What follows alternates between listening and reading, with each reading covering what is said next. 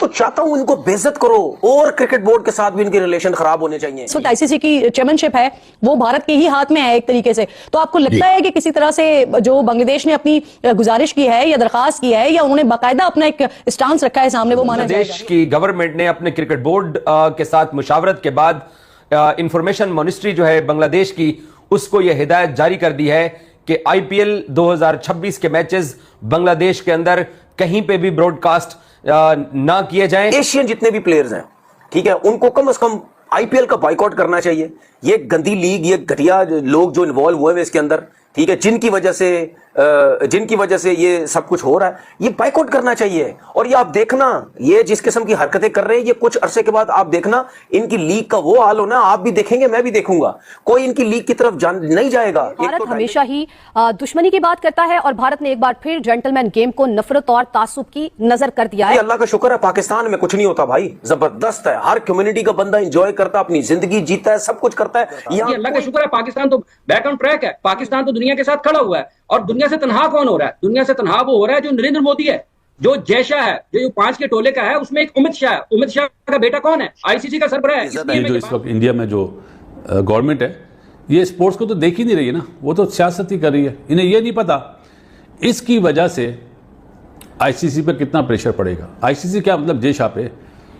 जय शाह अब परेशान होगा क्योंकि मेरा नहीं ख्याल बांग्लादेश इंडिया में खेलेगा। पागल हो चुके हैं, ये समझते हैं कि जी एशिया के अंदर जितनी भी क्रिकेट है, जितने भी क्रिकेट बोर्ड है, ये हम सबसे बड़े हैं। ये मतलब यानी इससे ज्यादा, हमसे ज्यादा पैसा किसी के पास नहीं है, हमसे ज्यादा क्रिकेट किसी के पास नहीं है। भाई सारी जिंदगी या हमेशा पैसे को नहीं देखते, इज्जत भी होती है, जो कि तुम लोगों की 2 टके की इज्जत है। अब इन्होंने वो घटियापन किया, वो घटिया हरकत की, ठीक है। मुस्तफिजुर रहमान को जो केकेआर ने, ठीक है, तकरीबन 9 करोड़ रुपए में उसको लिया था, ठीक है, उसको अब जो ऑनर है शाहरुख खान, ठीक है, उसको बोला गया कि भाई इसको आप रिलीज करो, क्योंकि आप सबको पता है कि इंडिया और बांग्लादेश के जो हालात हैं, आपस में जो रिलेशन है वो इतने अच्छे नहीं है, ठीक है ना। এই ধরনের ঘটনা হলে তো অবশ্যই বাংলাদেশের মানুষরা হয়তো বয়কট করতেও পারে। শুধু মুস্তাফিজের জন্য সিকিউরিটি পারপাস আর অন্যান্য আইপিএল এর অন্যান্য প্লেয়ারদের জন্য সিকিউরিটি পারপাস লাগবে না, এটা বাংলাদেশ ক্রিকেটের জন্য অপমানজনক। আমি মনে করি এটা ইনসাল্টিং। যদি মুস্তাফিজকে নিরাপত্তা না দিতে পারে, প্রায় 20টা প্লেয়ারকে কিভাবে নিরাপত্তা দিবে?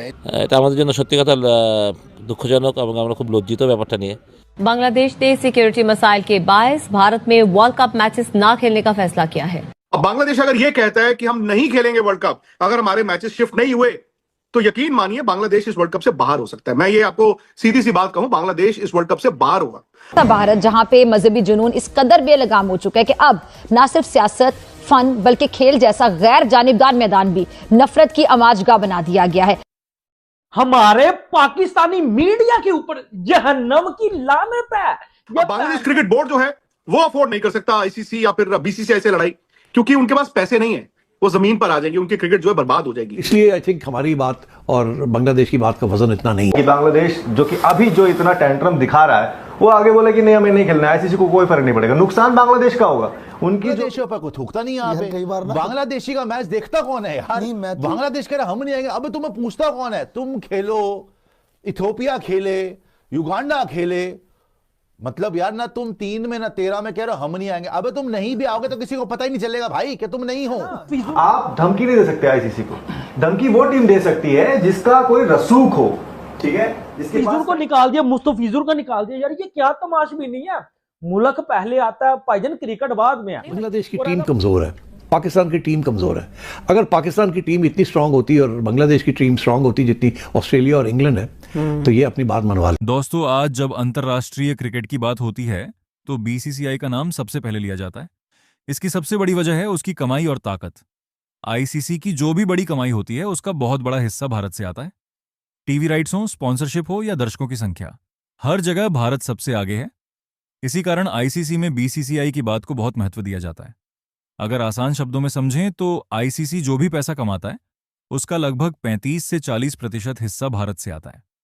इसलिए मैचों का समय, टूर्नामेंट का शेड्यूल और कई बड़े फैसले भारत को ध्यान में रखकर बनाए जाते हैं। आज बीसीसीआई सिर्फ एक क्रिकेट बोर्ड नहीं है, बल्कि पूरी दुनिया के क्रिकेट की कमाई का सबसे बड़ा सहारा बन चुका है।